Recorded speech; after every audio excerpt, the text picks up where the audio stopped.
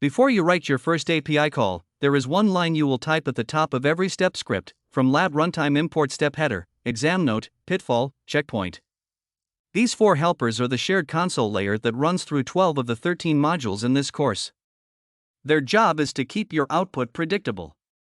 When you call step header, it prints the module and step name the same way every time. Exam note marks a concept the certification cares about.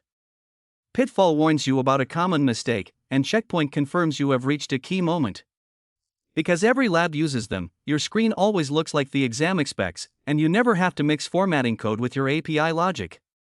The contract is the function signature, the implementation behind it can change, but your scripts stay clean. You've pasted the same system prompt 100 times. You've rebuilt the message array by hand for every single turn. You've watched your bot forget the conversation the moment a token limit hits. That ends now. By the time this module finishes, you will make one call that carries state, reads every field, and handles every reason the model stops. Clean. Repeatable. Production ready. You're learning the messages API mechanics right now. If you want to take automation further, there's a course on building AI agents specifically for Microsoft 365 administration. It covers using Microsoft Graph, Python, Azure AI, and PowerShell to create agents that handle user lifecycle management, Teams, Exchange, SharePoint, security investigations, and more. The course includes hands-on labs and a capstone where you design a multi-agent administration platform. Check the link for details.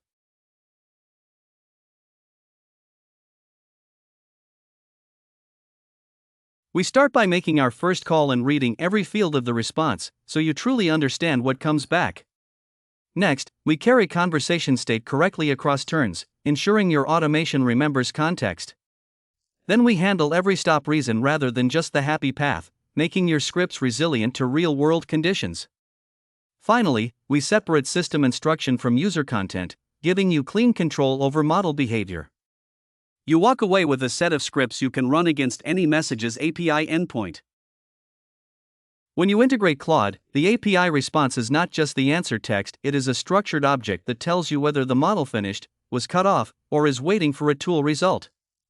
The exam weights this at 33%, and the discriminator in scenario questions is almost always stop reason.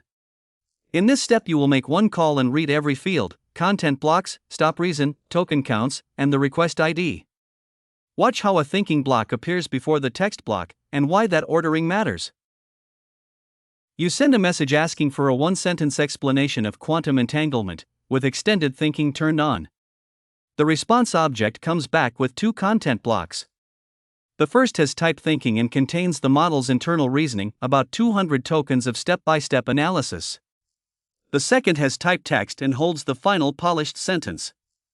The stop reason is end turn, so you know the model completed its response without needing a tool call or hitting a limit. The usage block confirms 15 input tokens and 42 output tokens were consumed. This proves you cannot assume block 0 is the answer, you must check the type field and iterate accordingly. We will run a single messages API call and print the full response shape.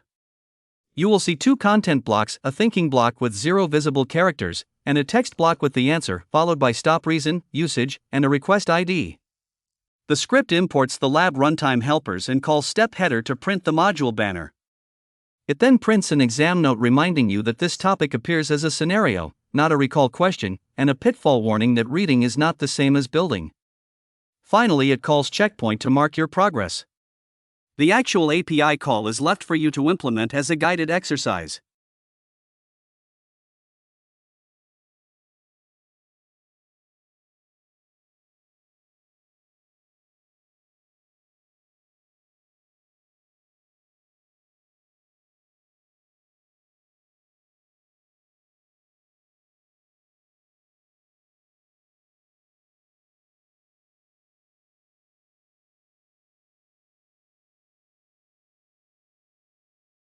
The output shows 2 content blocks. The first is type thinking with 0 characters, the display default omits the thinking text.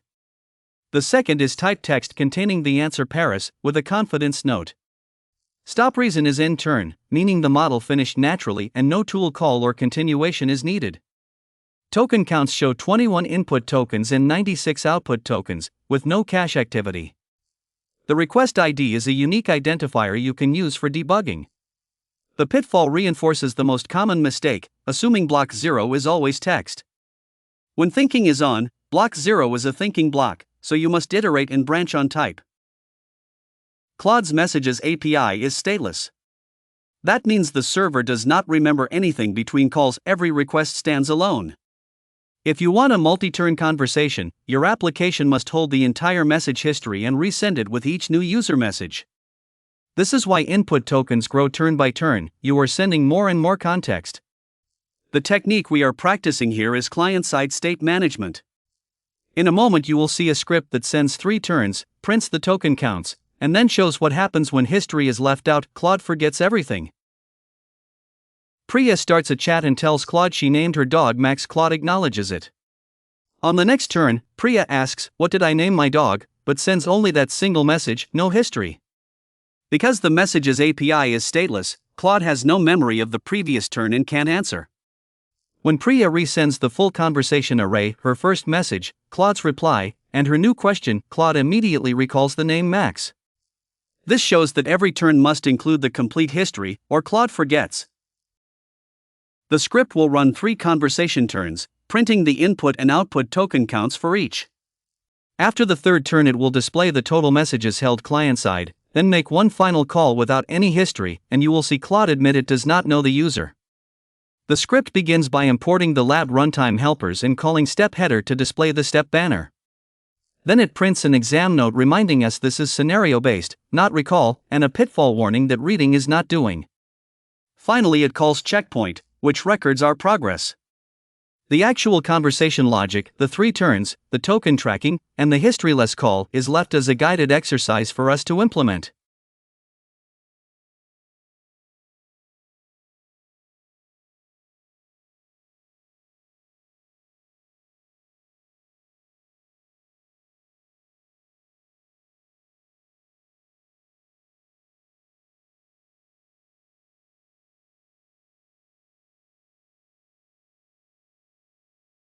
After turn 1, input tokens are 24 and output 38. By turn 3, input tokens have grown to 118, that is the history accumulating. The assistant correctly references the user's payments team role from turn 2, proving the history was sent. The client is holding 6 messages. Then, when we call without history, Claude responds that it does not have the user's name, exactly what the theory predicted. Statelessness means no history, no memory. When you call the Messages API, the response always includes a stop reason field.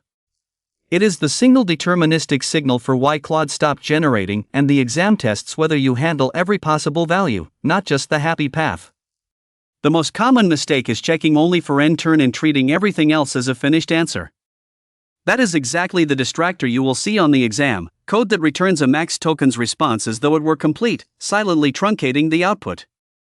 Another trap is refusal. It comes back as an HTTP 200, so a try/accept block never catches it.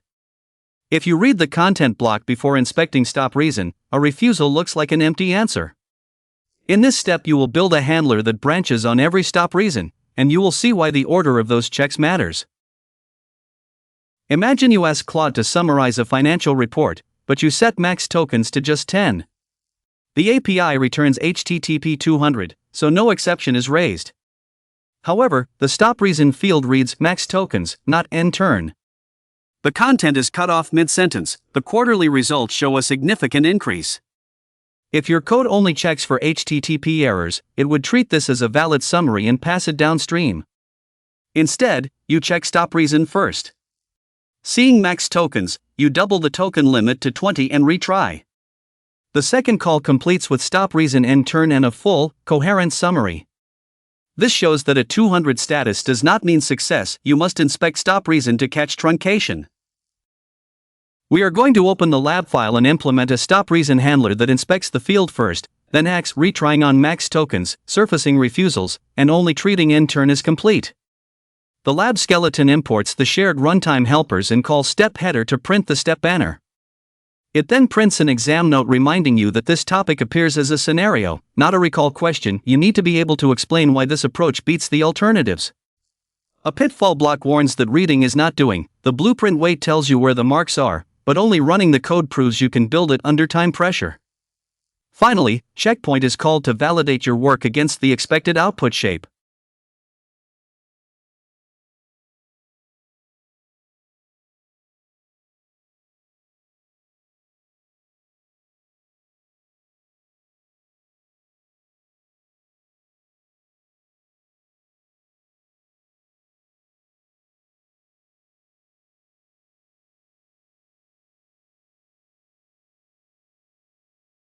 The banner confirms we are in step 3 of 4, map to domain D2 applications and integration, which carries 33.1% of the exam.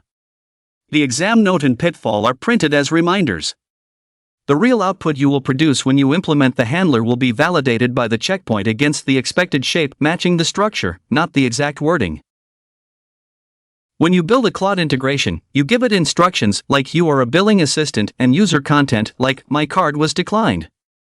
If you jam both into the user message, the model can blur the rules with the request. The messages API gives you a dedicated system parameter that sits outside the conversation turns, so the instruction stays stable no matter what the user says.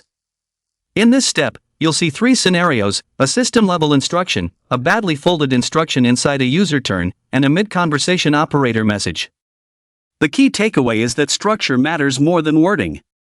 On the exam, they'll show you a prompt with the instruction inside the user turn and ask what to change. The answer is always to move it to system. Let's open the lab and see what that looks like in code. Imagine you need Claude to act as a French tutor. You send one message: you are a French tutor. Always respond in French. Translate hello to French. Claude might reply in English, missing the role. Now, put the role in the system parameter: you are a French tutor. Always respond in French. The user message is just translate hello to French. Claude correctly replies bonjour and stays in French. This shows why separating system instruction from user content matters. But note, if you later send a system message saying switch to Spanish, Claude may ignore it because mid-conversation system messages are model-gated. We're about to run a Python script that prints 3 labeled message blocks. Watch how each one shows a different placement of the instruction, system channel, folded into user, and mid-conversation operator, and how the exam note explains why structure wins. The script imports the lab runtime helpers and calls step header to print the step banner with the exam domain and technique. Then it prints 3 message blocks. The first shows a system channel instruction: billing a declined card at checkout is a payment authorization issue. The second shows that same instruction folded into a user turn, which is the anti-pattern the exam will test. The third shows a mid-conversation operator message for a technical issue. After that, exam note explains that the exam item gives you a prompt with the instruction inside the user turn and asks what to change. The correct answer supplies structure by moving it to system. Finally, pitfall warns that mid-conversation system messages are model-gated and checkpoint reminds you to mark the step complete.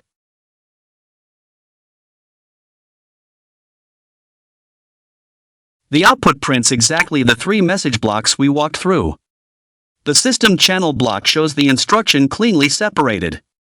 The folded block shows it jammed into the user turn. That's the mistake the exam will ask you to fix.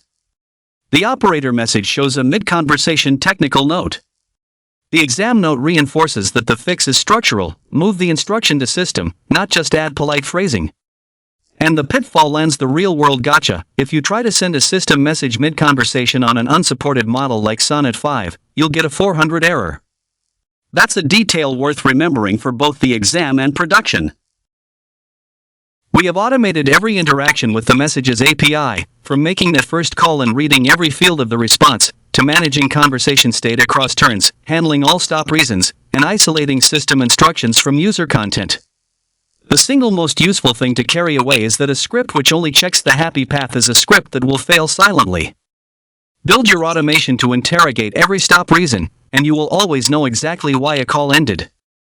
Let's recap what you can now do. You can read a full messages API response, including the model's reply and metadata. You know that every turn must include the full conversation history in the messages array. You check stop reason on every response to handle tool calls, length limits, and refusals. And you place system instructions in the dedicated system field, keeping them separate from user content. These mechanics keep your integrations reliable.